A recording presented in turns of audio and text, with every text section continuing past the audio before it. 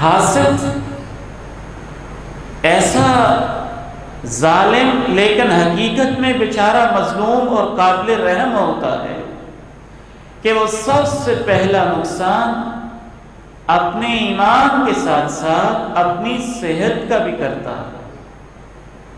اللہ کے تو فیصلے ہیں، اس نے ہر وقت کسی نہ کسی پہ کوئی نہ کوئی نعمت کرتے ہی رہنا ہے۔ کسی کو اولاد کی نعمت، کسی کو عزت کی نعمت، کسی کو منصب کی نعمت، کسی کو شہرت کی نعمت، کسی کو علم کی نعمت، کسی کو جمال کی نعمت، کسی کو حسن کی نعمت، کسی کو سواری کی نعمت، کسی کو اعلیٰ رہائش کی نعمت، کسی کو اچھے ذمہ دارے کی نعمت، کسی کو مناسب فصل کی نعمت، کسی کو کوئی نعمت، کسی کو کوئی نعمت اللہ دیتا جاتا ہے۔ یہ اندر ہی اندر کڑتا رہتا ہے۔ دل کا یہ مریض انسان جب کڑتا ہی رہتا ہے، بلڈ پریشر کا مریض ہو جاتا ہے، ٹینشن کا مریض ہو جاتا ہے، ڈپریشن کا مریض ہو جاتا ہے، انگزائٹی کا مریض ہو جاتا ہے، غصے کا مریض ہو جاتا ہے، کوڑتے رہنے کا مریض ہو جاتا ہے، جلتے رہنے کا مریض ہو جاتا ہے۔ یہ ہر وقت